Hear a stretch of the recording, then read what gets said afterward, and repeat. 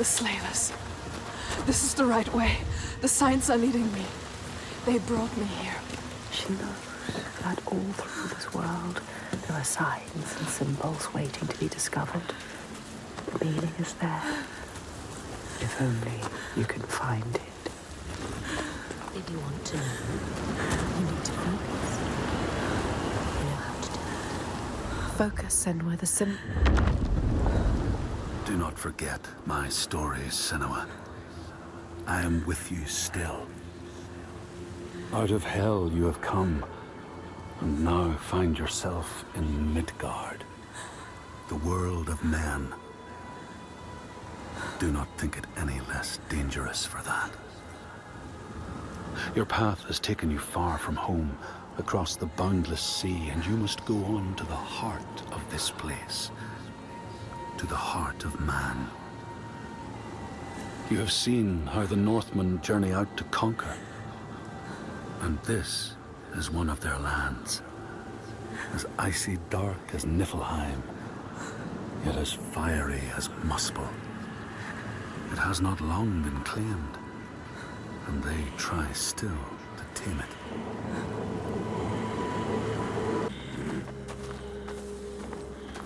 I wish you had drowned like the others. Just wait till I get free. He won't help us.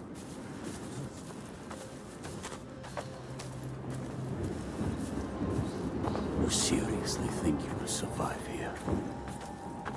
You don't know this place. Is evil.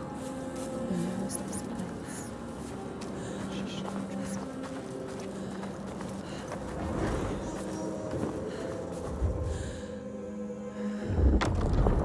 The Skald's verse speaks of a man called Grettir the Strong. A strange and bloody life he led. And it happened in this land you have come to. Listen to his story, Senua, for it may in some small way illuminate your own. What was that? Something is hidden. Can you see it?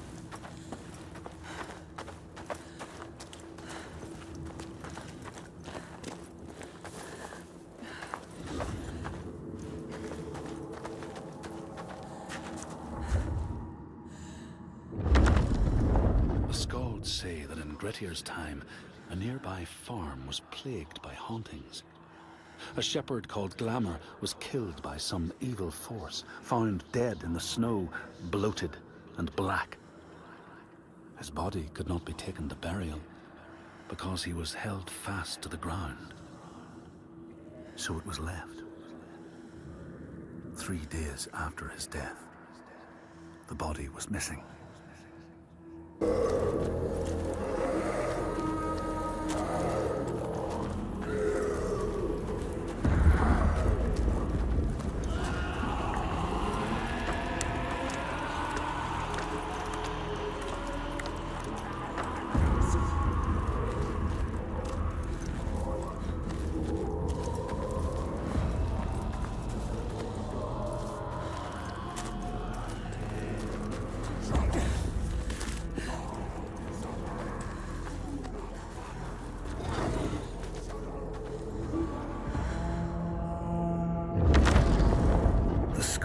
Tell how the revenant Glamour roamed the settlements, terrifying all those who lived there.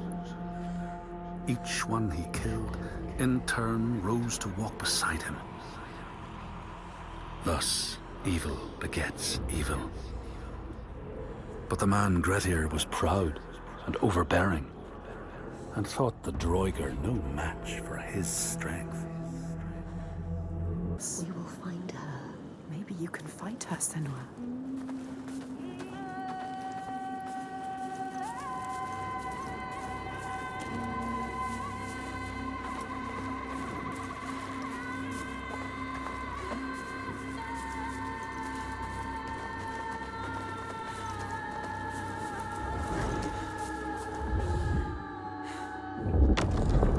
The Skalds say that Grettir fought and killed the Droiger Glamour. But not before Glamour had cursed him. His strength would be turned against him. His deeds bring death and exile. And he would be always before Grettir's eyes, making him afraid to be alone. He saw all sorts of phantoms wherever he looked. And thus, people who see things that aren't there are said to have Glamour's eyes. To run. We're trapped. Night on night, our numbers fall. He is asking you to help. No, he isn't. They need you. They are dead if they don't fight back.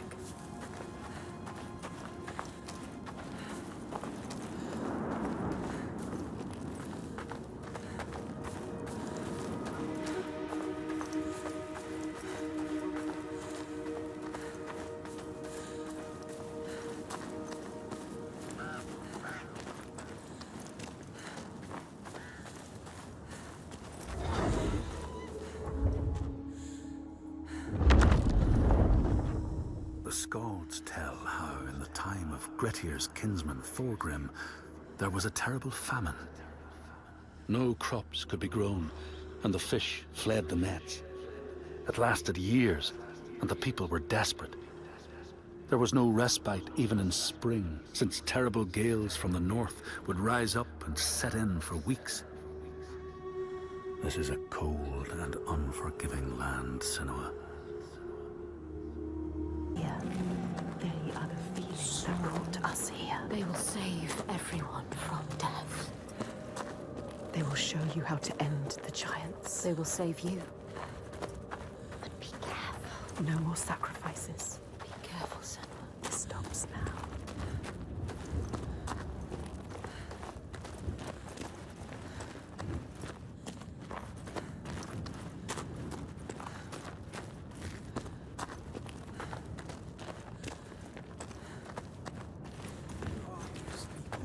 With him? Is that Torgestor Borkavir? What is he doing? To help? Not him. Us. I don't like this. What about the others? I don't know. We're better to stay away from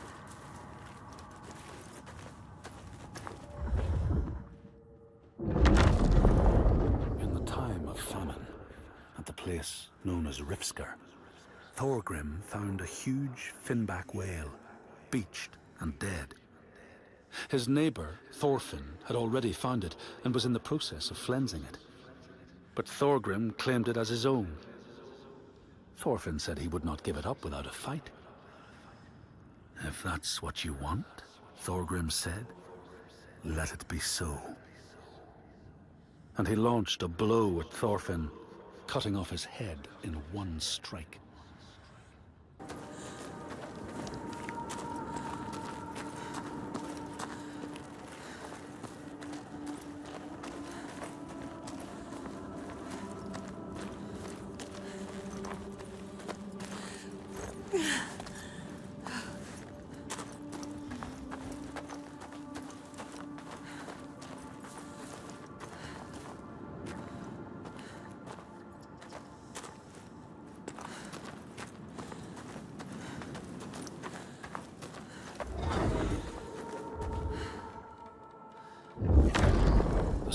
Say that the neighbors fought, armed only with the knives and axes they had brought to cut up the whale, even picking out the whale ribs to beat down their enemies.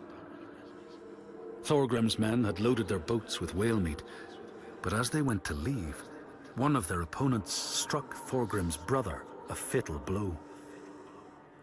And this is how hunger fates desperate men to come to blows, striking out against one another to survive.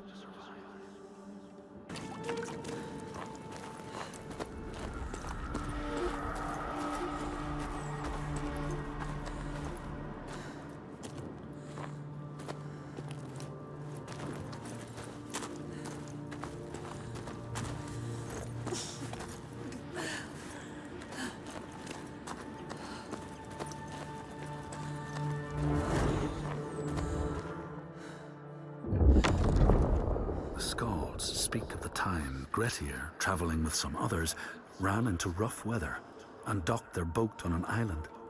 They had not brought fire with them, and the merchants complained bitterly.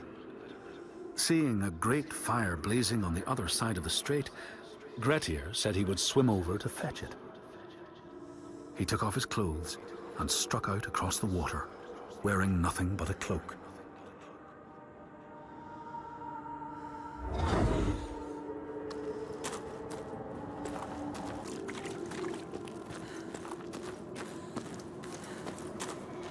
Yes, she can still hear them. She can. We can follow them. You have to follow them now.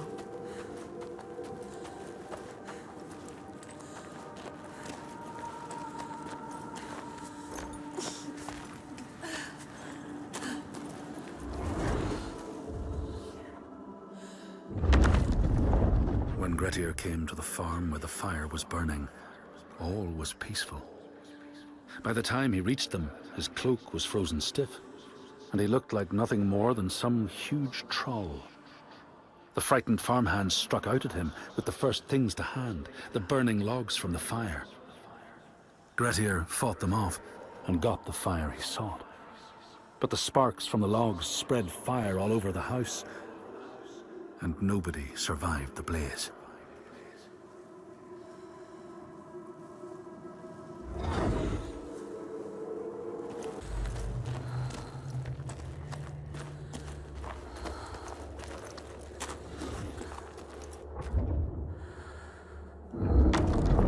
The Skalds say that Grettir swam back across the strait, keeping the fire safe from the water.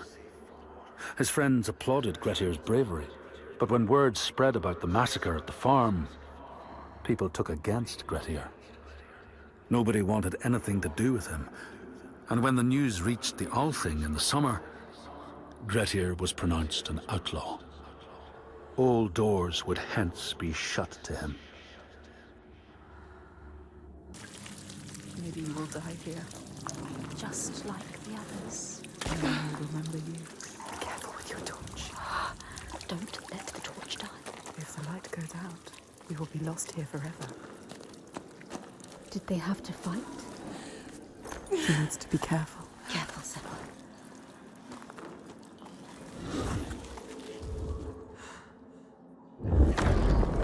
The Skalds speak of how Grettir, now an outlaw, took rest on the island of Haramsoy with a man called Audun. Grettir saw a great yellow glow like a fire rising from the ground. Audun told him it was coming from the burial mound of Kar the Old, who ever since he died had haunted the island, and warned him to stay away. Into the darkness, endless darkness. More to find, more to see, more love. The deeper in we go, the further we go.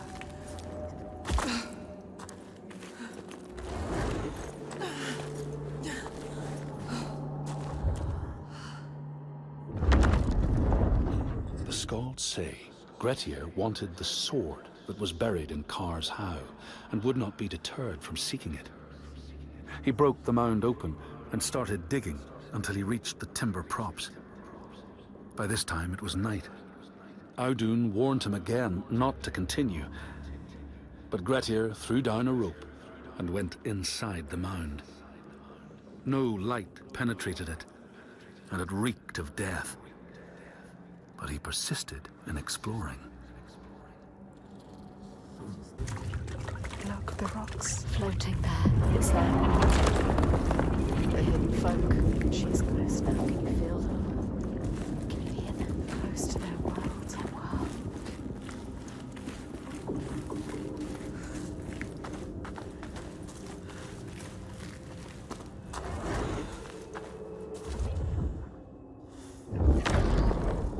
Grettir found the sword he was seeking, Kar's loom, buried in the grave mound.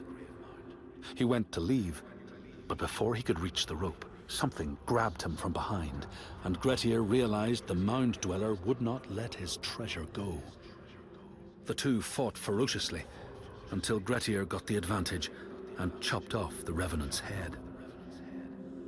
But Kar's loom would prove his undoing, fated to be the sword that killed him.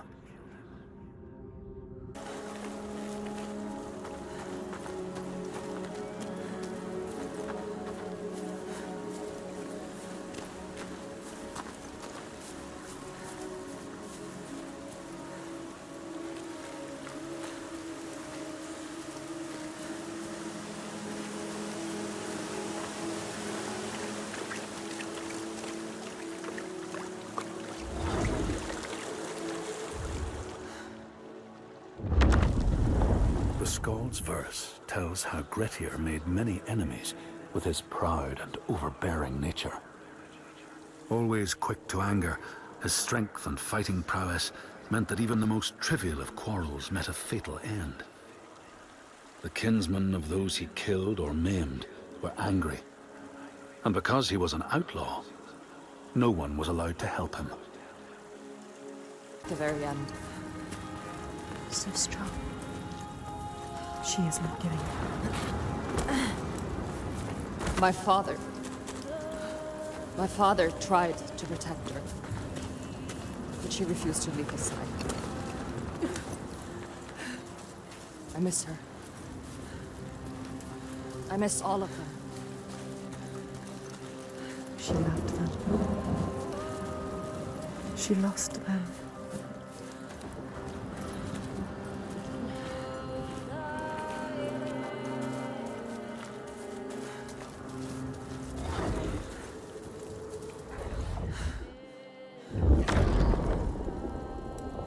The outlaw Grettir fled to the island of Drangi. His enemies knew he was there, but he was still so strong and fierce, nobody could shift him. Thorbjorn, first among his foe, sent his foster mother to see Grettir.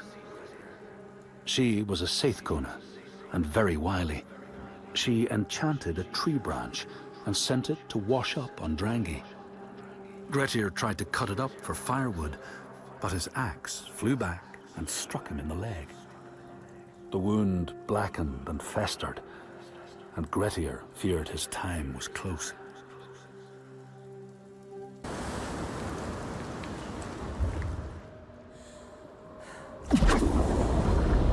She is closer than she was before.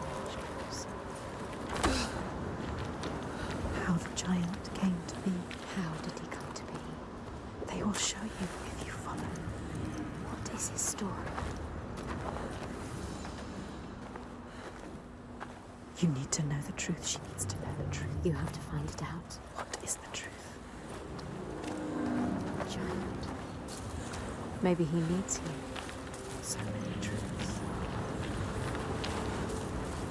If only one can help someone. And she should just help herself. Help us. No. Find someone. The Skalds say Grettir, wounded by Seidr, was now so weak it was possible for his enemies to defeat him. Under cover of night, Thorbjorn and his men attacked his shelter. They tried to disarm him, but he clung so firmly to his sword, Karsloom, that they had to cut off his arm to get it free. Then they used his sword to cut off his head, and the land's mightiest outlaw was dead.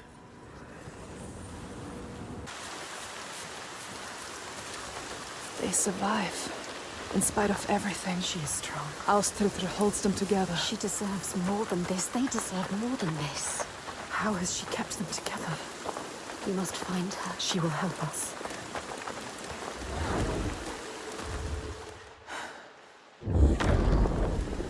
As the Droigar glamour had predicted, all Grettir's brave and fine deeds brought him misery. So fate makes prisoners of us all. But it was Grettir's nature that made him fight the Droigar, and Grettir's nature that led to blood feud and exile. So what is truly our prison, Senua? Is our path ordained, and we powerless to change it?